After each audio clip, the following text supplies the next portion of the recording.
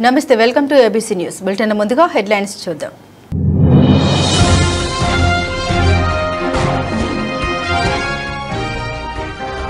సమిశ్ర గూడెంలో 398 విద్యార్థులకు విద్యా కిట్స్ పంపిణీ.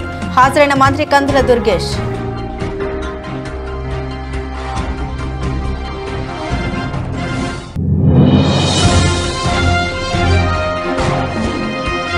పుష్కర పంపింగ్ స్కీమ్ ఎత్తిపోతల పథకం ద్వారా ఆయకట్టుకు ముందుగానే సాగునీటి విడుదల. జలవనరుల శాఖ మంత్రి డాక్టర్ నిమ్మల రామానాయుడు.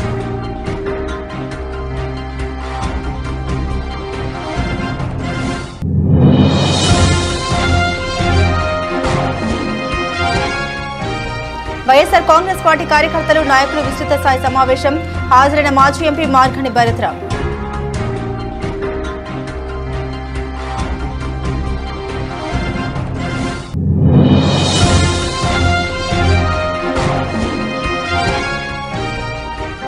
రాజమహేంద్రవరం గోదావరి ఘటన విశ్వనట చక్రవర్తి ఎస్వి రంగారావు 106వ జయంతి వేడుకలు. హాజరైన మంత్రి కందుల దుర్గేష్.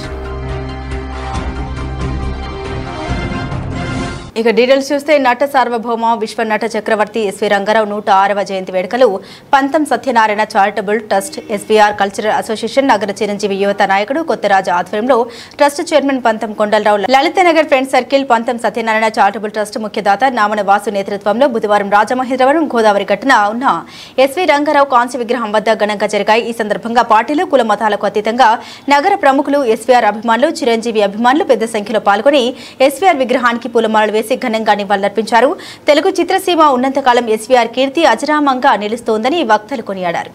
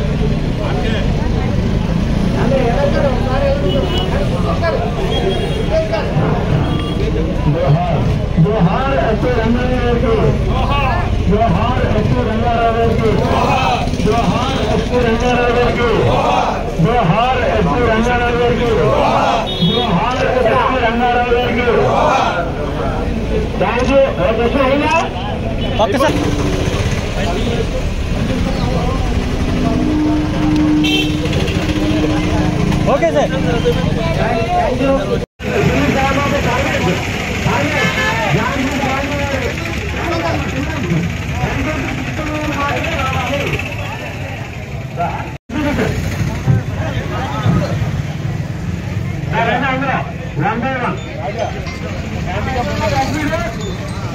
ఇంకోటి చెప్పండి.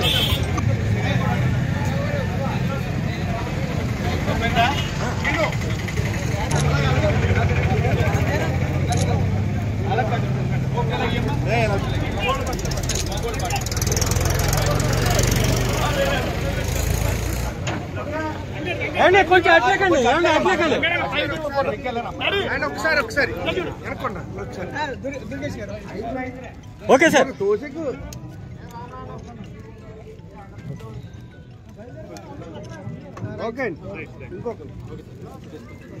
భావించాల్సిన అవసరం. రాజకీయాలకు అతీతంగా ఏ కార్యక్రమం చేసినా కూడా ప్రత్యేకతను చాటుకుంటూ మనందరికీ కూడా ఆప్తులుగా ఆత్మీయులుగా ఉండేటటువంటి పంతం కొండలరావు గారు గడిచినటువంటి 10 సంవత్సరాలుగా ఎంతో ఘనంగా చక్కగా ఈ కార్యక్రమాన్ని నిర్వహిస్తూ మరి మమ్మల్ని అందరినీ కూడా ఈ కార్యక్రమంలో భాగస్వామ్యం చేస్తా ఉన్నందుకు కొండలరావు అంకులకి, వారి స్నేహితులకి అందరికీ కూడా ప్రత్యేకమైనటువంటి కృతజ్ఞతలు తెలియజేస్తూ, అలాగే నాన్నగారికి ఆప్తులు సుదీర్ఘకాలం ఎన్నికల్లో నాన్నగారితో పాటు మరి నాయకులు దాదాపుగా విద్యార్థి దశలో తన రాజకీయ ప్రస్థానాన్ని దాదాపుగా 5 సంవత్సరాలు దగ్గర 8 సంవత్సరాలు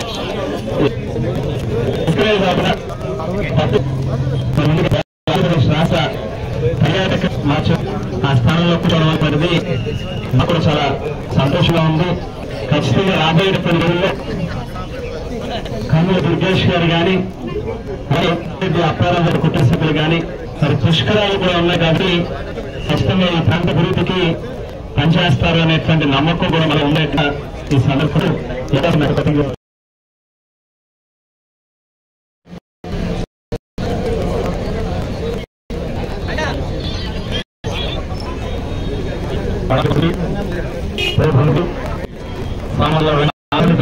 వేదికగా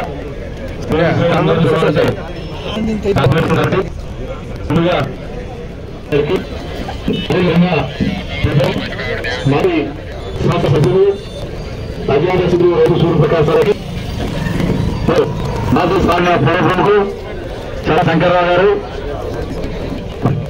అదేవిధంగా రాజానగర్ నియోజకవర్గ మంత్రులు తూర్పుగోదావరి జిల్లా ఒక రీతిని తీసుకొచ్చి రాజమండ్రి కొత్త సాంప్రదాయాన్ని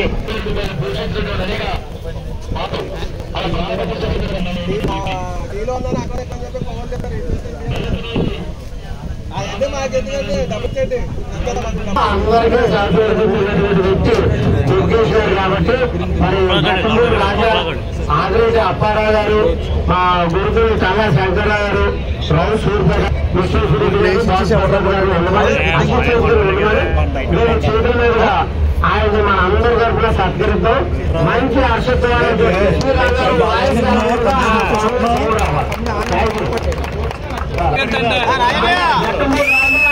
అప్పారావు ఆకులు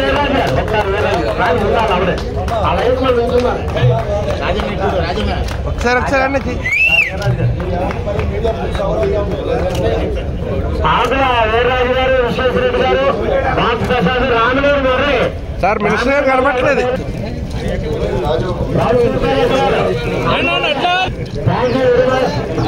అందరూ కూడా కష్టపడి స్వాగతం జరుగుతూ ఆయన ముందుగా దండగించి ఓకే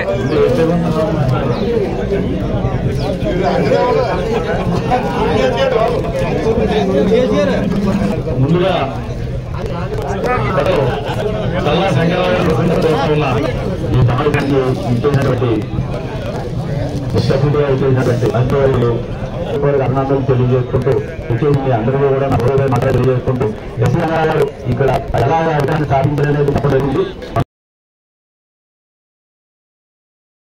సంక్షేమ క్యాలెండర్ ఇచ్చి దాన్ని అమలు చేసిన మొట్టమొదటి ముఖ్యమంత్రి జగన్మోహన్ రెడ్డి మాత్రమేనని మాజీ ఎంపీ మార్గాని భరత్రామ్ అన్నారు. బుధవారం రాజమహేంద్రవరం మార్గాని ఎస్టేట్లో వైఎస్ఆర్ కాంగ్రెస్ పార్టీ సిటీ అధ్యక్షులు అడప శ్రీహరి అధ్యక్షతన జగనన్నకు తోడుగా వైఎస్ఆర్ కాంగ్రెస్ పార్టీ కార్యకర్తలు, నాయకుల విస్తృత స్థాయి సమావేశం జరిగింది.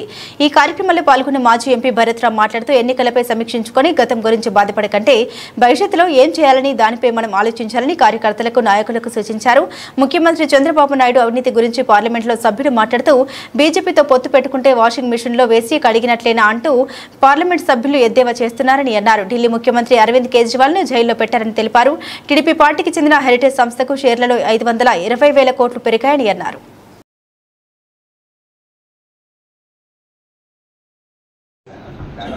కుటుంబరావుని వేదిక మీద రావాల్సిందిగా కోరుచున్నాం. అలాగే ఎస్సీసీఎల్ చైర్మన్ రజనీకాంత్ కూడా వేదిక మీద రావాల్సిందిగా కోరుచున్నాం. పితాని లక్ష్మీ కుమారి గారు మేడం ఎక్స్కార్ట్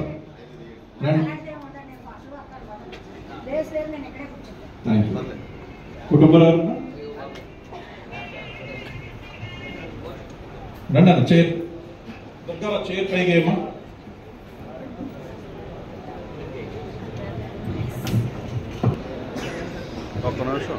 ఇప్పుడు పెద్దలు ఎజ్జవరపు మరడి గారిని మాట్లాడాల్సిందిగా కోరుచున్నాం.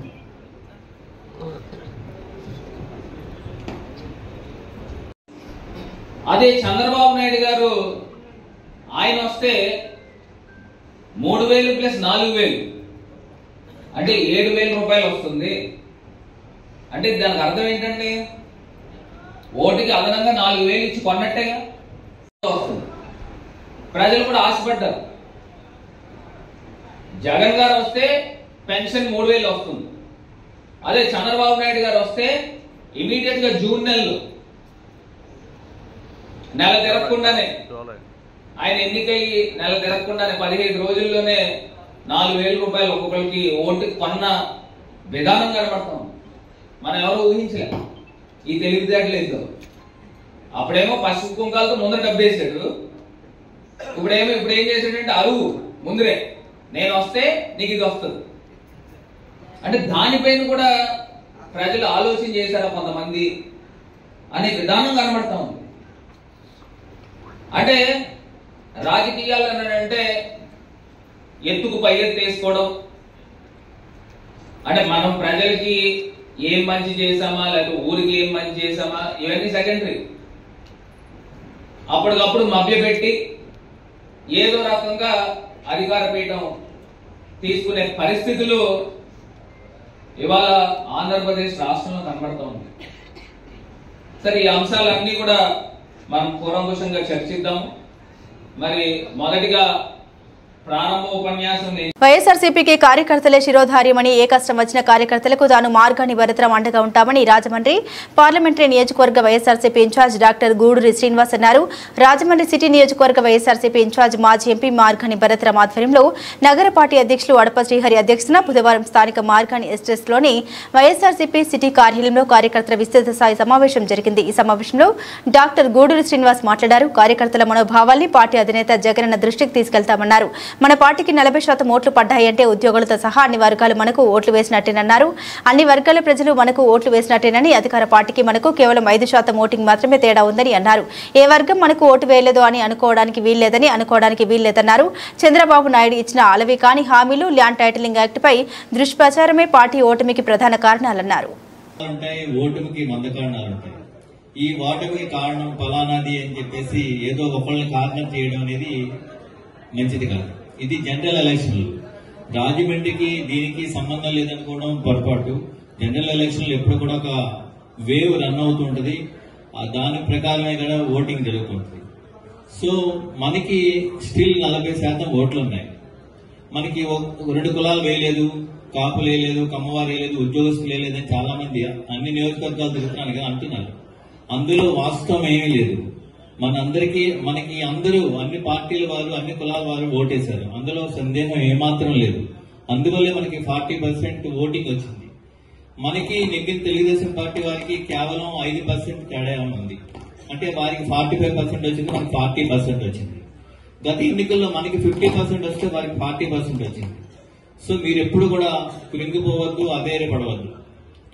ముఖ్యంగా నేను చెప్పేది ఏంటంటే, general analysis and research centre వాళ్ళు విశ్లేషణ చేసి 2 విషయాలు చెప్పారు. ఓటమికి కారణాలు 2. మూడోది ఒక అనుమానాస్పద కారణం. మొదటి కారణం ఏంటి అంటే, చంద్రబాబు నాయుడు గారు అలవికాని హామీలు ఇచ్చారు. ప్రజలు ఎప్పుడు కూడా ఆశాజీవులు. భరతరామ్ గారు 3000 ఇస్తానంటే నేను 4000 ఇస్తానంటే నాకు ఓటేస్తారు మీరు. అంటే ప్రజలంతా కూడా ఆశా జీవులు. సో ఈయన చంద్రబాబు నాయుడు గారు ఏం చేశారంటే 4000 ఇస్తాను, 7000 ఇస్తాను, అందరికి ఇంట్లో ఆడపిల్లలందరికీ ఇస్తాను, అమ్మ ఇంకా లేనిదేమీ లేదు, అన్ని ఆల్ ఫ్రీ బాబు అన్ని కూడా చెప్పిస్తాడు ఆయన. సో ప్రజలు ఆ మాయలో పడ్డారు. ఈ మాయ ఎంతకాలం ఉంటుందో మనం వెయిట్ చేయాలి. ఒక 6 నెలలు చూస్తే ఈ ప్రభుత్వం యొక్క రంగు బయటపడుతుంది. ఎంతకాలం ఇస్తాడు, ఎలా ఇవ్వగలడు? ఒకసారి జగన్మోహన్ రెడ్డి గారిని భరతరామ్ గారు, రాజా మేమంతా ఉండగా కూడా రైతు రుణమాఫీ చేస్తే వాళ్ళు అష్టంగా చేస్తే బాగుంటుందని రిక్వెస్ట్ చేశారు. లేదన్నా అవ్వదు అని చెప్పారు. ఎందుకు అంటే ఇప్పుడు ఇస్తున్న పథకాలకే 120,000 కోట్లు అవుతుంది. మన రాష్ట్ర ఆదాయం 90,000 కోట్లు. అంటే 30,000 కోట్లు డిఫిసిట్ తో రన్ అవుతుంది. దీనికి ఇంత మొండి వ్యక్తి అయిన జగన్మోహన్ రెడ్డి గారే సతమతం అవుతున్నవాడు ఇన్ని హామీలు ఇవ్వాలంటే 2020 కోట్లు అవుతుంది. ఇది సాధ్యం అవుతుందని అనుకుంటారు మీరందరూ కూడా. ఒక్క 6 నెలల్లో ప్రజల్లోనే తిరుగుబాటు వస్తుంది. మనం ఏం చేయగల, మనం ఏమి యాజిటేషన్ చేయగల, కాముగా ఉండండి. ప్రజల్లోనే తిరుగుబాటు వస్తుంది. వీళ్ళు చెప్పిన హామీలు వీళ్ళెవరు, ప్రజలే తిరుగుబాటు వచ్చి వీళ్ళని కొడతారు. మనం ఏం కొట్టక్కర్లేదు, మనం ఏ ధర్నాలు చేయాల్సిన అవసరం లేదు. సో ఇది ముఖ్యంగా గుర్తించుకోండి. రెండో కారణం ఏంటి అంటే, అబద్దాలు ప్రచారం చేశారు. ఒక వారం రోజులు ఎలక్షన్లు ఉన్నాయనగా పీకేలో పరిమాణంలో ఉన్నాడు. ల్యాండ్ టైటిలింగ్ యాక్ట్ గురించి 1 వారం రోజుల ముందు ప్రచారం చేయి వాళ్ళు తిరిగి సర్దుకునే లోపల ఎలక్షన్లు అయిపోతాయని చెప్పాడు. సో మీ ల్యాండ్స్ లాగేసుకుంటున్నాడు. 1 సెంటు 2 సెంట్లు 10 సెంట్లు ఉన్నవాడు 2 ఎకరాలు ఉన్నవాడు ల్యాండ్ అంతా జగన్మోహన్ రెడ్డి లాగేసుకుంటున్నాడని చెప్పి దుష్ప్రచారం చేశారు. సోషల్ మీడియాలో వాళ్ళు అద్భుతంగా దీన్ని ప్రచారం చేశారు. మన సోషల్ మీడియా కూడా చాలా యాక్టివ్ గా ఉండాలి. సోషల్ మీడియా ఎంత యాక్టివ్ గా ఉండాలంటే ఈ పాటికి జగన్మోహన్ రెడ్డి గారు ఉంటే ఈ పాటికి రైతు భరోసా పడేది, అమ్మఒడి పడేది. ఇప్పటి వరకు వాళ్ళు ఇవ్వలేదు. మీరు సోషల్ మీడియాలో ఎవరిని ఏమనొద్దు. జగన్మోహన్ రెడ్డి గారు ఉంటే ఈ పాటికి ఇవ్వచ్చును, ఇంకో 2-3 నెలల పోతే ఇంకొక చెయ్యొచ్చు వచ్చును, ఇలా ఇవే మీరు పెట్టండి. సో వాళ్ళు అద్భుతంగా ఈ దుష్ప్రచారం చేశారు సోషల్ మీడియాలో. జగన్మోహన్ రెడ్డి గారు ల్యాండ్ లాగేసుకుంటున్నాడు, land act, land titling act. ఇది ఎవరు పెట్టారు? Land titling act NITI Aayog recommend చేస్తే బీజేపీ ప్రభుత్వం రికమెండ్ చేసింది. దీనివల్ల ఉపయోగం చాలా మంచిది. అది బీజేపీ వాళ్ళు కూడా అది చెడ్డదని ఇప్పుడు కామెంట్ చేయాలి, మీరు గమనించండి. ఎందుకంటే బడా భూస్వాములకి బినామీలు ఉంటారు, వాళ్ళ పేరుని పెడితే ఈ ల్యాండ్ టైటిలింగ్ యాక్ట్ వల్ల ఈ బినామీలు యజమానులు అవుతారు. ఇది సామాన్యులకి ఏమాత్రం నష్టం లేదు, చాలా మంచిది. కానీ వాళ్ళు దీన్ని ఏం చేశారంటే దుష్ప్రచారం చేసి విజయం సాధించి ఈ 2 కారణాలు మెయిన్. చంద్రబాబు నాయుడు గారు ఇచ్చిన అవగాహన హామీలు, రెండోది ఈ దుష్ప్రచారం. ఈ 2 తప్ప ఏ కమ్యూనిటీ లేదు, ఉద్యోగస్తులు లేదని ఎప్పుడు కూడా ఆ భావం పెట్టుకోవద్దు, పెట్టుకోకండి కూడా. ఇది general analysis and research centre వారు ఇచ్చిన రిపోర్ట్. ఇది మూడోది ఒక అనుమానాస్పదమైన కారణం. ఇందాక నగేష్ గారు చెప్పారు. ఎందుకంటే మెజారిటీలు చూస్తే కొంచెం అనుమానం వస్తుంది. ఎమ్మెల్యేల మెజారిటీ చూస్తే ఎంపీల మెజారిటీ ఇలా ఉన్నాయి. వాళ్ళు ఎంత చెప్పారో అంతే మెజారిటీలు వచ్చినాయి. ఇవన్నీ కూడా కొంచెం అనుమానాస్పదంగా ఉంది. కానీ it is not appropriate to comment on this without any evidence. ఆధారం లేకుండా మనం మాట్లాడకూడదు. సో ఆధారం దొరికితే డెఫినెట్ గా కూడా ధర్మం ఎప్పుడు జయిస్తుంది, అందులో డౌట్ లేదు. ఆధారాలు బయటపడితే వాళ్ళు ఈడ్చుకుంటారు జనాలందరూ కూడా. మూడోది, మీరు ఎప్పుడు కూడా మీ అందరికీ కూడా చాలా చక్కగా పనిచేశారు, అద్భుతంగా చేశారు. మీకు ఏ కష్టం వచ్చినా సరే నేను పరశురామ్ గారు మీకు అండగా ఉంటామని చెప్పి సభాముఖంగా హామీ ఇస్తున్నాను. మీకు ఏ కష్టం వచ్చినా సరే మీరు శుభకార్యాలకు పిలవకపోతే పర్లేదు, కష్టం వచ్చినప్పుడు మాత్రం పిలవండి. శుభకార్యాలకు పిలవచ్చి మమ్మల్ని ఇబ్బంది పడద్దు అనద్దు. కష్టం వస్తే ఎంతమంది అయితే వచ్చి వాళ్ళేమో ఇక్కడ ఒక్కరికి కష్టం వచ్చినా కూడా ఎంతమంది రావాలి. అదే మన ఐక్యత. మన ఐక్యతను చాటుకోవాలి ఇప్పుడు కూడా. అదేవిధంగా పార్టీలో కొంచెం సంస్థాగత మార్పులు కూడా రావాలి. అంటే మీరందరూ కూడా చెప్పారు, అంటే కార్యకర్తలకి చిన్న నాయకులకి మనం అధికారంలో ఉండగా వాళ్ళ భాగస్వాములు చేయలేకపోయామనే బాధ అందరిలోనూ ఉంది. నేను అన్ని నియోజకవర్గాలు తిరుగుతున్నాను కదా, అన్ని చోట్ల చెప్తున్నాను. సో మళ్ళా వచ్చే ఎన్నికల లోపల మనం డెఫినెట్ గా ఈ సంస్థాగత లోపాలని సవరించుకుని మిమ్మల్ని కూడా కార్యకర్తల్ని, చిన్న నాయకుల్ని, పెద్ద నాయకులు అందరినీ కూడా అధికారంలో భాగస్వాములుగా చేయాలని చెప్పి నేను భరతరామ్ గారు కూడా జగన్మోహన్ రెడ్డి గారికి మీ తరఫున డెఫినెట్ గా మేము చెప్తాం, అందులో డౌట్ లేదు. ఏ అయితే లోపాలు ఉన్నాయో అన్ని కూడా సవరించుకుందాం, ధైర్యంగా ముందుకెళ్దాం. ఓకేనా? ఇంకేమైనా ఉంటే చెప్పండి. సో మిమ్మల్ని అందరినీ చూస్తుంటే చాలా ఆనందంగా ఉంది. మళ్ళీ 25 రోజులకే మళ్ళా మనం అధికారంలోకి వచ్చామన్న భావం కలిగింది నాకు. ఇదే ఉత్సాహం కొనసాగించండి. మనమందరం కలిసి ఉందాం. ఇంకొక విషయం ఏంటంటే కేంద్రంలో ప్రభుత్వం మైనారిటీ గవర్నమెంట్ ఉంది. ఇందాక మన నగేష్ గారు చెప్పారు, మైనారిటీ గవర్నమెంట్ ఏ టైంలో అయినా కూడా ఎన్నికలు రావచ్చు, అందుకు సిద్ధంగా ఉండండి. అదేవిధంగా లోకల్ బాడీ ఎలక్షన్ కూడా 2 years లో వచ్చేస్తాయి. ఇప్పుడు ప్రస్తుతం మనకి సర్పంచుల దగ్గర నుంచి జిల్లా పరిషత్ నుంచి చైర్మన్ల వరకు కూడా మనమే అధికారంలో ఉన్నాం, మీరు మర్చిపోకండి. సర్పంచుల దగ్గర నుంచి జిల్లా పరిషత్ చైర్మన్ల వరకు మనమే ఉన్నాం. మనకి అధికారం లేదు, అది లేదని చెప్పి మీరు డీలపడకండి. ఓన్లీ ఎమ్మెల్యేలు, ఎంపీలు లేదు, కానీ మిగతా వాళ్ళంతా కూడా మన వాళ్లే ఉన్నారు. మీరు ధైర్యంగా ఉండండి, మీ వెనకాల మేము ఉన్నాం. ఎలక్షన్లు ఎప్పుడు వచ్చినా సిద్ధంగా ఉన్నాం, ఎదుర్కొందాం. మళ్ళీ జగన్మోహన్ రెడ్డి గారిని సీఎం చేద్దాం. సర్వే జనా సుఖినో భవంతు. ప్రతి విద్యార్థి క్రమశిక్షణతో విద్యను అభ్యసిస్తూ తాను ఎంచుకున్న రంగంలో ఉన్నత స్థానంలో ఉండేందుకు పాఠశాల విద్య పునాది ఇస్తుందని రాష్ట్ర పర్యాటక సాంస్కృతిక సినిమాటోగ్రఫీ శాఖ మంత్రి కందుల దుర్గేష్ అన్నారు. బుధవారం సమిష్టిగూడెంలో జిల్లా పరిషత్ ఉన్నత పాఠశాలలో ఏర్పాటు చేసిన కార్యక్రమంలో మంత్రి కందుల దుర్గేష్ స్థానిక ప్రజాప్రతినిధులు, అధికారులతో పాల్గొని విద్యార్థులకు విద్యా కిట్స్ ను పంపిణీ చేశారు. ఈ సందర్భంగా మంత్రి 398 మంది విద్యార్థులకు విద్యా kits, bag, books, belt, shoe పంపిణీ చేశారు. ఈ సందర్భంగా ఏర్పాటు చేసిన సభలో మంత్రి కందుల దుర్గేష్ మాట్లాడారు. పాఠశాల దశలోనే విద్యార్థులు విద్యార్థులకు నాణ్యమైన ఉన్నత విద్యను అందించాలని రాష్ట్ర ప్రభుత్వం అన్ని ప్రభుత్వ పాఠశాలల్లో మౌలిక సదుపాయాల కల్పనకు కృషి చేస్తుందన్నారు.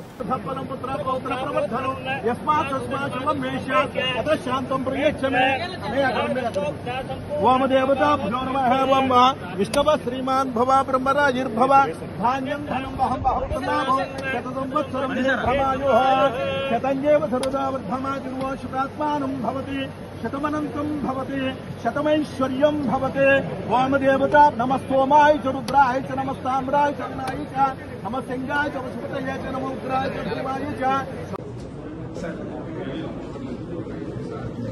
ఇవాళ ఏలేరు రిజర్వాయర్లో రైల్వే సీజన్ స్టార్ట్ అవుతుంటే ఈ పరిస్థితుల్లో 3.36 టీఎంసీలు నీరు 24 టీఎంసీల సామర్థ్యం ఉన్నటువంటి రిజర్వాయర్ లో ఇవాళ ప్రస్తుతం ఉన్నది 3.36 టీఎంసీలు నీరు. మనకి గోదావరి నుంచి సముద్రానికి కావలసినంత నీరు వేస్ట్ గా పోతున్నటువంటి పరిస్థితి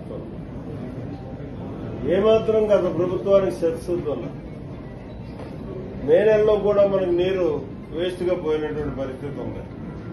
ఇది ఖరీఫ్ కి రబీకి మయాను గాని రబీ అయిన తర్వాత ఈనాటి వరకు కానీ దాన్ని ఆ రోజుల్లో నింపుకుని ఉంటే ఇవాళ ఈ తత్తరపాటు కానీ ఈ భయాందోళనలు కానీ ఒక ఏలేరు రిజర్వేర్కే కాదు, ఆయకట్టుకే కాదు, విశాఖపట్నానికి కూడా అతి కీలకమైనటువంటి పురుషోత్పట్నం తాగునీటికి కానీ విశాఖపట్నం స్టీల్ ప్లాంట్కి కానీ మధ్యలో ఉన్నటువంటి ఇండస్ట్రీస్ కానీ అన్నిటికీ కూడా తెలుగుదేశం ప్రభుత్వం కంటిన్యూ అంటే 2020కి పోలవరం ప్రాజెక్టు పూర్తయి ఉండేది. ఏదైతే 2019లో ప్రభుత్వం మారిన వెంటనే జగన్మోహన్ రెడ్డి ఏదైతే తన యొక్క రివర్స్ ఆలోచనతో రివర్స్ టెండరింగ్ తెచ్చి మరి అక్కడ ఉన్నటువంటి ఏజెన్సీలన్నింటినీ కూడా రద్దు చేసిన మాట వాస్తవమా కాదా? 2019 అధికారం ఏదోకి వచ్చిన వెంటనే ఎవరైతే పోలవరంలో పనిచేసేటువంటి సమర్థవంతులైనటువంటి ఏదైతే అనుభూతులైన అధికారులందరినీ కూడా మరి అక్కడి నుంచి మరి ట్రాన్స్ఫర్ చేసినటువంటి మాట వాస్తవమా కాదా? ఇది మేము చెప్పినటువంటి విషయాలు కూడా కాదు. సాక్షాత్ ఏదో పోలవరం ప్రాజెక్ట్ అథారిటీ ఏదైతే ఉందో వాళ్ళే మినిట్స్ లో క్లియర్ గా రాశారు. ఈరోజు మినిట్స్ పేపర్స్ కూడా మనందరం కూడా ఓపెన్ గా నెట్ లో కూడా చూసుకోవచ్చు, క్లియర్ గా రాశారు. అదేవిధంగా పోలవరం ప్రాజెక్ట్ అథారిటీ ఎవరైతే సీఈఓ ఉన్నాడో ఆయన డైరెక్ట్ గా ఆ రోజు స్టేట్ గవర్నమెంట్ చీఫ్ సెక్రటరీ కూడా లెటర్ రాశారు. ఆయన కూడా పోలవరం ప్రాజెక్టు అనేది చాలా క్లిష్టమైనటువంటి ప్రాజెక్టు, ఇది మంచి క్రిటికల్ స్టేజెస్ లో ఉన్నప్పుడు సీజన్ కి మార్పులు వచ్చేటువంటి సమయంలో మీరు ఇట్లా ఏజెన్సీని రద్దు చేసి మళ్ళీ కొత్త ఏజెన్సీని ఇస్తే మరి టైం డిలే అవుతుంది. 2009లో కూడా ఇట్లా పనిచేసి ఏజెన్సీని రద్దు చేసి మళ్ళీ కొత్తగా మరి టెండర్స్ పెరగడం వల్ల టైం డిలే అయింది. నెక్స్ట్ కొత్త ఎస్ఎస్ఆర్ రేట్లతో ప్రాజెక్టు అంచనా వ్యయం కూడా పెరుగుతుంది. మాటిచ్చాము. ఎలక్షన్ తర్వాత గత ప్రభుత్వానికంటే కూడా ఈరోజు 13 రోజుల ముందుగా రైతులు నీరు అందిస్తాం.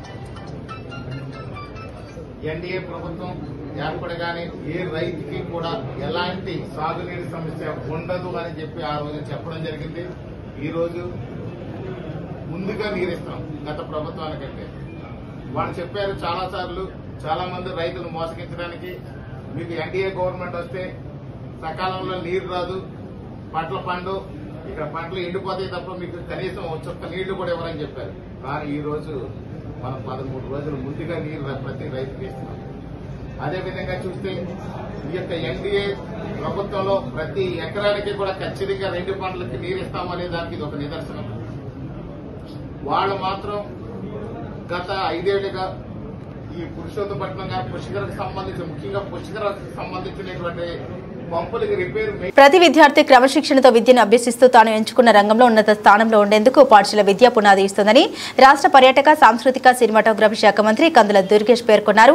బుధవారం సమిష్టిగూడెం జిల్లా పరిషత్ ఉన్నత పాఠశాలలో ఏర్పాటు చేసిన కార్యక్రమంలో మంత్రి కందుల దుర్గేష్ స్థానిక ప్రజాప్రతినిధులు అధికారులతో పాల్గొని విద్యార్థులకు విద్యా కిట్స్ ను పంపిణీ చేశారు. ఈ సందర్భంగా మంత్రి 309 మంది విద్యార్థులకు విద్యా కిట్స్ ని పంపిణీ చేశారు. ఈ సందర్భంగా ఏర్పాటు చేసిన సభలో మంత్రి కందుల దుర్గేష్ మాట్లాడుతూ పాఠశాల దశలోని విద్యార్థులకు నాణ్యమైన ఉన్నత విద్యను అందించాలని రాష్ట్ర ప్రభుత్వం అన్ని ప్రభుత్వ పాఠశాలల్లో మౌలిక సదుపాయాల కల్పనకు కృషి చేస్తుందని తెలిపారు.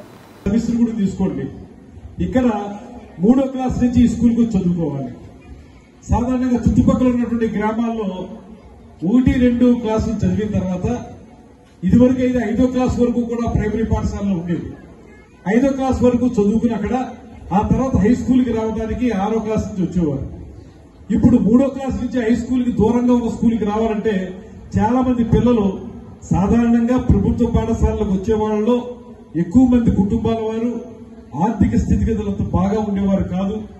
అందువల్ల వాళ్ళు ఏం చేస్తారంటే 3వ క్లాసులో జాయిన్ చేసేటప్పుడు దూరంగా ఉన్నటువంటి స్కూల్కి పంపించాలంటే వాళ్ళకి కుదరదు.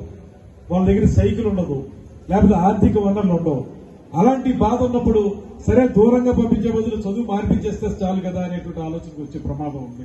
దీని మీద కూడా నేను మొన్న జరిగినటువంటి కేబినెట్ మీటింగ్ లో యువ నాయకులు మన ఎడ్యుకేషన్ మినిస్టర్ అయినటువంటి లోకేష్ గారికి కూడా చెప్పడం జరిగింది. 117 జీవో అనుకుంటాను అది, ఆ జీవో 117 కదా. ఆ 117 జీవో ప్రకారం స్కూళ్లను మెర్జ్ చేసేటువంటి కార్యక్రమం, అంటే ఈ పాఠశాలను తీసుకెళ్లి హై స్కూల్లో మెర్జ్ చేసేయడం వల్ల చాలా మంది విద్యార్థులు భయపడి చదువుకోవడానికి దూరంగా వెళ్లిపోయే పరిస్థితి ఉంది. అందువల్ల దీని మీద కూడా పునరాలోచించాలనేటువంటి ఆలోచన కూడా ప్రభుత్వం దృష్టిలో పెట్టడం జరిగింది.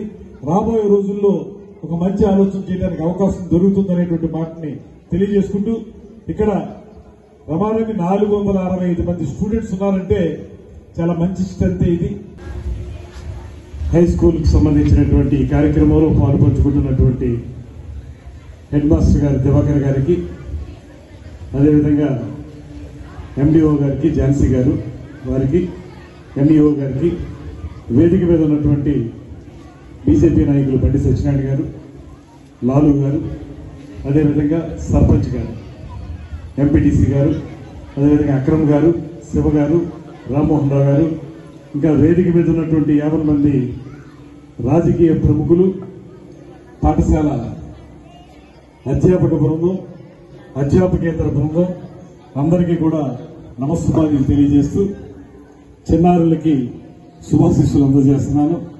ముఖ్యంగా బాలికలకి ప్రత్యేకమైన అభినందనలు. ఎందువల్లంటే బాలులు తక్కువ మంది ఉన్నారు, బాలికలు చాలా ఎక్కువ మంది ఉన్నారు. అందువల్ల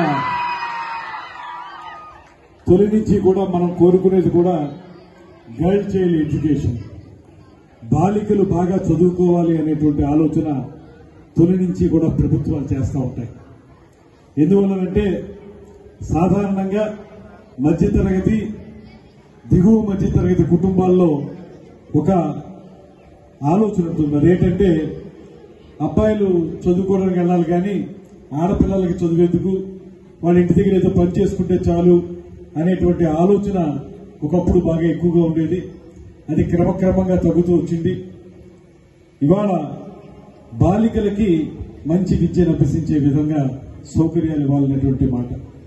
అందుకే మనం బాలికల కోసం ప్రత్యేకమైన హై స్కూళ్లు, బాలికల కోసం ప్రత్యేకమైన స్కూళ్లు ఏర్పడినటువంటి సందర్భం కూడా మీ అందరికీ తెలుసు. నేను మొన్న నిడదవోలు జిల్లా పరిషత్ స్కూల్లో కూడా ఈ మాట చెప్పాను. ఇప్పుడు కూడా మళ్ళీ చక్కగా ఆడపిల్లలందరూ తలదూకుని 2 జేళ్లు వేసుకుని, 2 జేళ్లు అనేవి మర్చిపోయిన రోజుల్లో మళ్ళీ చాలా మంది 2 జేళ్లు వేసుకుని ఇక్కడ కూర్చున్నారు. ఆ బాలికలందరికీ కూడా అభినందనలు తెలియజేస్తున్నాను. అదేవిధంగా బాలులు కూడా వాళ్ళని చూసుకొచ్చి నేర్చుకుని కొంచెం మీరు బాగానే ఉన్నారు కానీ వాళ్ళ ఇంకొంచెం నీట్ గా ఉండాల్సిన అవసరం మీకుంది.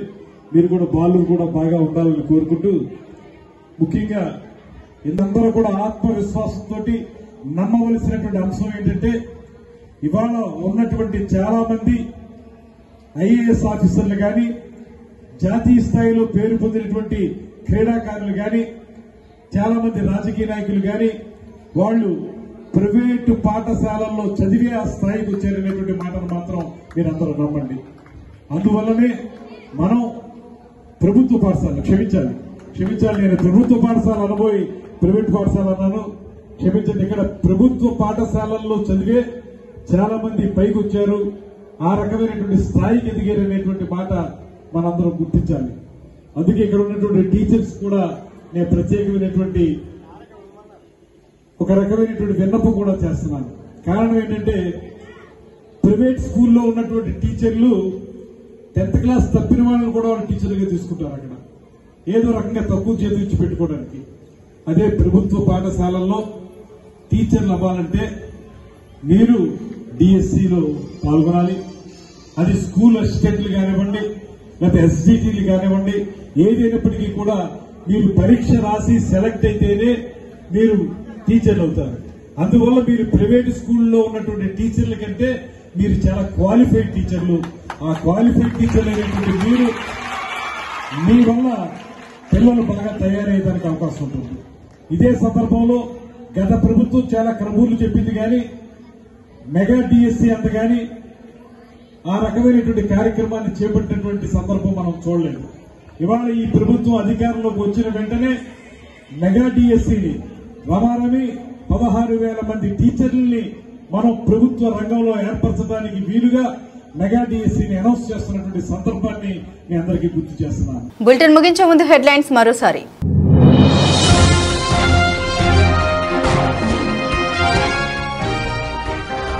సమిశ్ర గూడెంలో 398 విద్యార్థులకు విద్యా కిట్స్ పంపిణీ.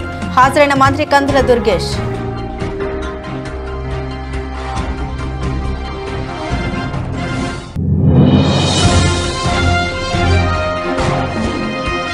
పుష్కర పంపింగ్ స్కీమ్ ఎత్తిపోతల పథకం ద్వారా ఆయకట్టుకు ముందుగానే సాగునీటి విడుదల. జలవనరుల శాఖ మంత్రి డాక్టర్ నిమ్మల రామానాయుడు.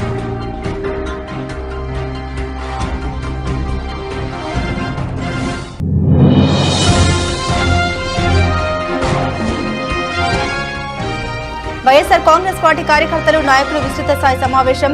హాజరైన మాజీ ఎంపీ మార్గని భరత్రావు.